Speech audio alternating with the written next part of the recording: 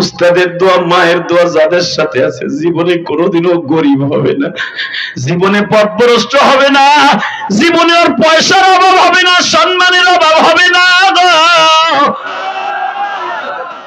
আমার এই উস্তাদ আমার হলের মধ্যে, পরীক্ষার হলের মধ্যে বুকে নিয়ে কপালে চুমা দিয়ে বলছিল, ইলিয়াস রে বাবা, তোর মসজিদের হুজুর তোরে নিতে আসছে। হুজুর আমারে বলে নাই আমার মা মারা গেছে গো, আমার দুঃখিনী আমার সাইডে চলে গেছে।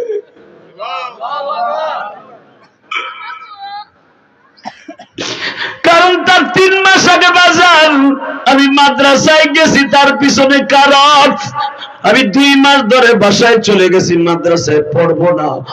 কারণ মাদ্রাসায় পড়লে বাবা আঁটু পানি ভাঙ্গিয়া তারপরে মুষ্টির চাউল উঠাইতে হয়।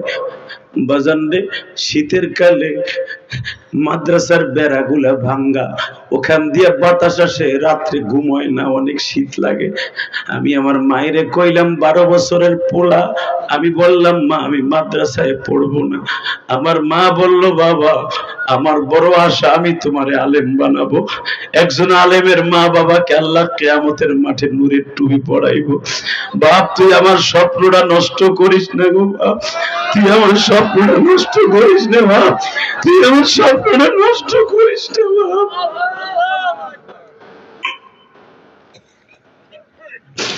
আল্লাহ আমার মতো যাদের মা নাই গো মালিক,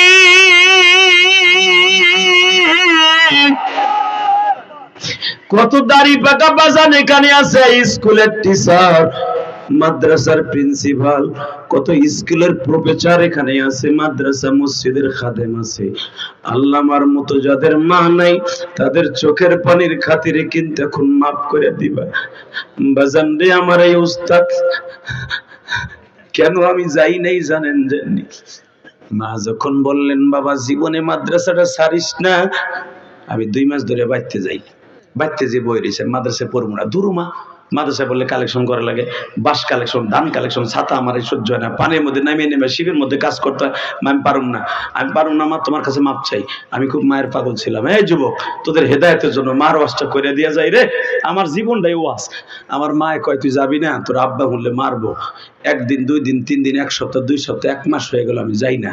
1 মাস হয়ে যাওয়ার পরে যাই না, 1.5 মাসের মাথায় আমার আব্বা আমার মায়ের একদিন অনেক মারছে।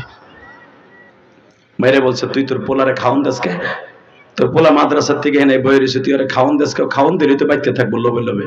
আমার মায়েরে মারছে, মা খালি কইছে দেখ তোর জন্য আমার মারছে, তুই যাবি না কালকে? আমি কইলাম দেখি, চিন্তা ভাবনা করি নাই। এরকম করতে করতে আরো 15 দিন হয়ে গেল, 2 মাস, 2 মাস আমি যাই না। হঠাৎ করে আমার আব্বা আমার মায়ের আবার মারছে। আমার মা খুব অসুস্থ হয়ে গেছে।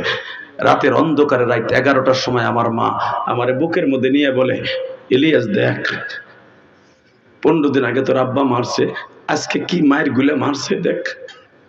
মাইরা আমার হাতটারে ফুলাই ফেলাইছে, এই মাইর দেখে কি তোর মায়া লাগে না? তুই তারপরে মাদ্রাসায় যাবি না? আমি বললাম মার মার দেখে সহ্য করতে পারিনি।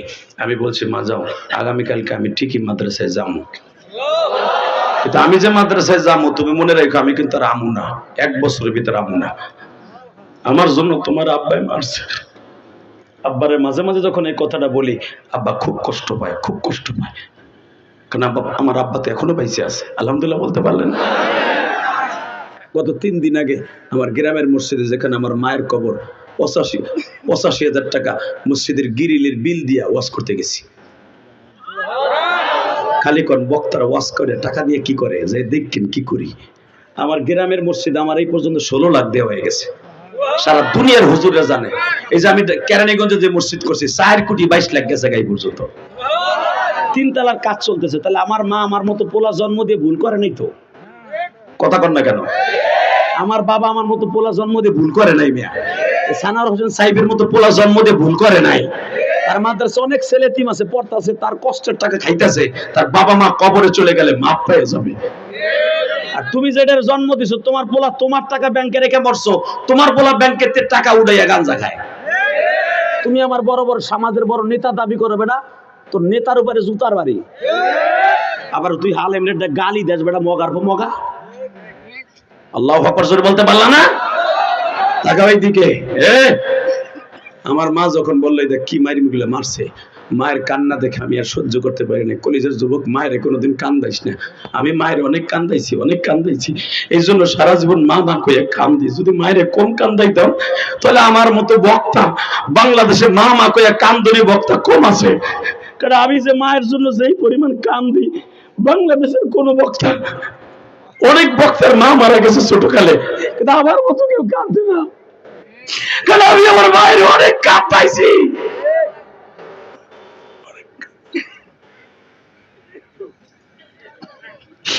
আমার বাবার ওই মায়ের দেখা আমি বলতে বাধ্য হয়েছি, মা আগামীকালকে মাদ্রাসায় যাবো আর আমুন 1 বছরের ভিতরে। আমার মাও বলে ফেললো তুইও আমার কষ্ট দেস, তোর বাপেও আমার কষ্ট দেস, যা। আমি কইলাম আল্লাহ তুমি আমার নিয়ে যাই, আমি এমন দেশে যাইতে চাই যেখানে তোর বাপেরও যেন দেখি না, তোরও যেন দেখি। কিন্তু আমার মালিক আমার মায়ের ওই টাকটা কবুল করছিল আমি জানি না।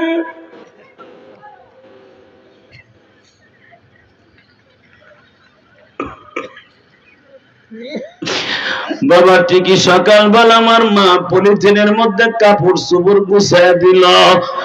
আমি সকালবেলা মাদ্রাসায় রওনা দিলাম গো বাবা। 3 মাস হয়ে গেল আমি বাড়িতে আসি না। বাজান আমি যাওয়ার সময় দেখছিলাম আমার ছোট্ট ভাইটা আমার মায়ের গর্ভে। আমার মা তো বাবা শহীদ, কেন শহীদ জানেন? আমার ছোট ভাইটার জন্ম দিতে যে আমার মা মারা গেছে। হে বাজান আমার মা জান্নাতি, আমি বড় আল্লাহর শুকরিয়া আদায় করে বলি আমার মা আমার সামনে পর্দা করে বলে ইলিয়াস রে যাও গো বাবা যাও, হয়তো তোর সাথে আর কোনোদিন দেখা হইব না। যদি তোর সাথে দেখা না হয় আমার কবরের পাশে দাঁড়ায় দাঁড়ায় কানবি আর বলবি আমার জন্য আমার মা অনেক মায় খাইছে।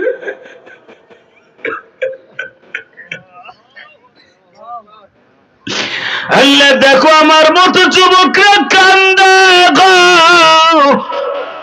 কত দাড়ি পাকা বাজানের বাপ নাই মা নাই রা, কত আলেম ভাইয়ের জানো আমার মতো মা নাই বাবা নাই। আল্লাহ যেই যুবক গুলা কান্দে এদের সবাইকে তুমি অনেক বড় বানায় দিও। মহিলা প্যান্ডেল আমার মায়ের যারা কান্দে তাদের সন্তান গুলা মায়ের চোখের পানির খাতিরে ভালো বানায় দিও, নামাজি বানায় দিও, নিশাদ মুক্ত বানায় দিও। স্কুল কলেজে যেই মায়ের সন্তান গুলা পরে আদব ওয়ালা বানায় দিও। এদের জীবনটা তুমি সুন্দর করে দিবা বাবা আনিবার মতো। বাবা আমার মা আমার বললো, আমি বলে ধরো তুমি কি মরবা কে, আমি যাইতেছি, আমি 3 মাস, আমি এমন 1 বছরের ভিতরে। বাবা তো যাওয়ার আগে আমার সাথে একটা কথা দিয়ে যা। এই যে শেষ কথা, যুবক আমি দেখতেছি তোর বাপের মতো বয়সের লোকেরা কান্দে, তুইও কানবি। এই বাবা আমার হাতটা আমার মা এখানে নিয়ে কয় আমার সাথে ওয়াদা দে কি কোনোদিন মাদ্রাসার সাইডে আসবি না, আমি বাঁচি আর মরি। তখন আমার ছোট্ট ভাইটা আমার মায়ের গর্বে, আমার মা বুঝে লাইছে আমি আর বাঁচবো না। আমার সাথে ওয়াদা দিয়ে নিল, কারণ আমি তো আমার মায়ের বড় সন্তান। আমার মা আমার অনেক ভালোবাসতো। বুকের মধ্যে নিয়ে ওয়াদা নিয়ে নিল, ইলিয়াস কোনোদিন মাদ্রাসা সাইডে বেডিং লইয়া বাসায় আসবি না। আমি ওয়াদা দিচ্ছিলাম মা আমি আলেম হম। মারহাবা বলেন আরো জোরে, আরো জোরে। মা এই যে এই কষ্টে কান্দি, মা আলেম তো হয়েছে, ছোট হই আর বড় হই, তুই তো দেখলি না মা, তুই তো দেখলি না। তালবেলিম বাবাজিরা, এই স্কুল কলেজের বন্ধুরা, তোর ওয়াজ যারা দিছ সারা জীবন ওয়াদা দিবি আমার সাথে কোনোদিন মা বাপরে কান্দাবি না। কানলে সারা জীবন কানবি। যেই কান্দন কেউ দেখবে, কেউ দেখবে না, কেউ দেখবে না, সারা জীবন কানবি।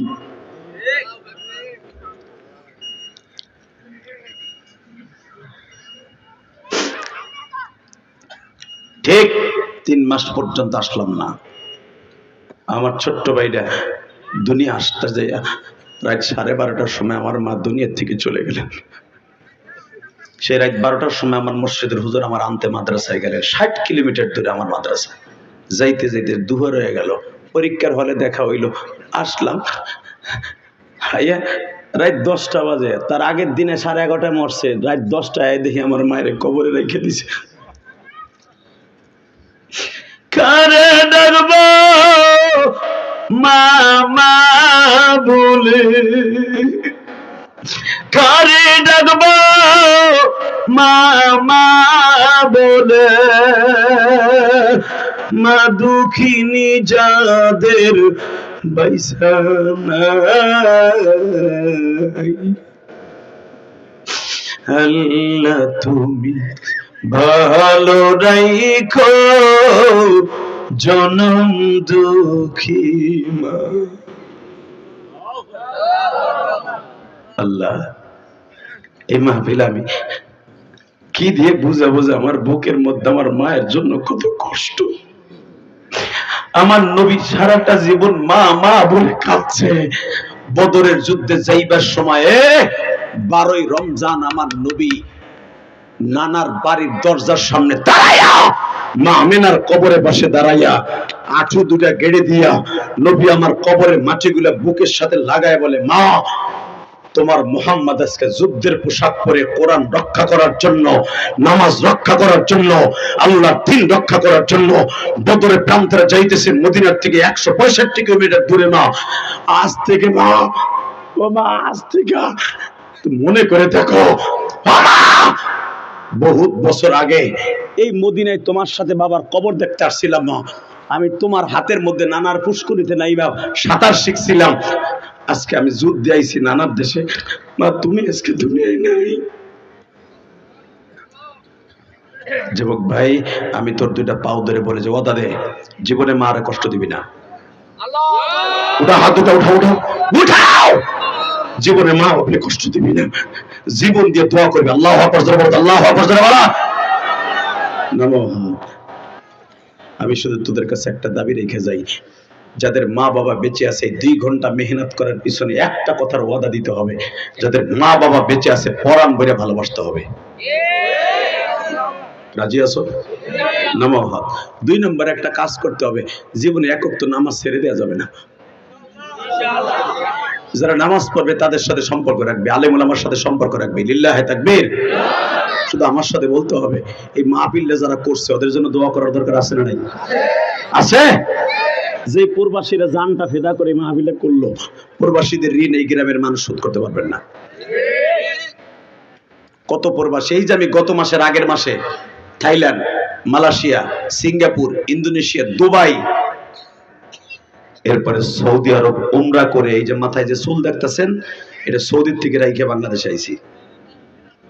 এটা আমার মাথায় উমরার চুল। এই যুবক তোর পাও ধরছি। পৃথিবীর যেই দেশে গেছি আমার বাংলাদেশের মতো মা ভক্ত বাবা ভক্ত পৃথিবীর কোন দেশে নাই। কথা বলেন না কেন? এই চোখ দিয়ে দেখছি বেটা, থাইল্যান্ডে ব্যাংককে গেছি, নিজের বাপ তার মাইয়ার হোটেলে নামাই দিয়ে যায়। সকালবেলা মাইয়া কয় টাকা কামাইছে বাপ হিসাব নেয়, স্বামী তার স্ত্রীকে হোটেলে নামাই দিয়ে যায় প্রোস কোয়ার্টারে। সকালবেলা ভোর হইলে হিসাব নেয়। আর আমার দেশের কোন ভাই তার জীবন থাকতে তার বিবিকে দিয়ে অবৈধ কাজ করাবে না, তার মাকে কোনোদিন একটা খারাপ রাস্তায় যেতে দিবে না। কথা বলে গেল। আমার সোনার বাংলা, আমি তোমায় ভালোবাসি। আমার সোনার বাংলা, আমার সোনার মা, আমার সোনার বাবা, তোমায় অনেক ভালোবাসি। আমার প্রবাসী ভাইরা তোমাদের অনেক ভালোবাসি। আমার বাংলাদেশকে ভালো রাখতে যে তুমি অনেক কষ্ট করো। কষ্ট হইতেছে? 2 মিনিট, 2 মিনিট পরে বিদায় দিব। আরে রাহমিয়া খালি 1 ঘন্টা 1 ঘন্টা 1 ঘন্টা 1 ঘন্টা কত আমার মতো 2টা সিল্লানি দিয়ে দাও তো। লিল্লাহে তাকবীর, লিল্লাহে তাকবীর। শুধু একটা আওয়াজ দিয়ে বলতে হবে। ইমাম আবু হানিফা যখন বললেন বাদশা আমার ওস্তাদ সবচাইতে বড়, ওস্তাদের দাম বাড়লো না কমলো? তা বাদশা কি বোঝে নাই? এ কি বলো? যেখানে ইমাম আবু হানিফা তার ওস্তাদের বড় করতেছে, এবারে ও গেলে কিন্তু মস করবো না। আহেন দোয়া করি আল্লাহুম্মা আমিন। যাক আবার আহুক। লিল্লাহে তাকবীর। একটা শর্তে ওয়াজ করব, বাংলাদেশে বাউল আর ফাউল নামে যে বন্ডগুলো আছে ওগুলোরে মারতে হইব, ওগো বাংলাদেশে ব্যান করতে হইব। যুবক রাজি আছোস না নাই? এই আবাল সরকার কি কইছে হনস নাই? আমি দাড়ি রাখি না, আমি দাড়ি রাখি না এই জন্য, কি জন্য? আবার আরেকজন পালা গান রে শাহ আলম সরকারে কয়, মানে আবাল সরকার শাহ আলমের রে কয়, আমি দাড়ি রাখি না এই জন্য। মোল্লারা কয় একটা দাড়ির সাথে 70টা ফেরেশতা থাকে। এত ফেরেশতার ভার আমি সহ্য করতে পারবো না, বেদের দাড়ি রাখি না।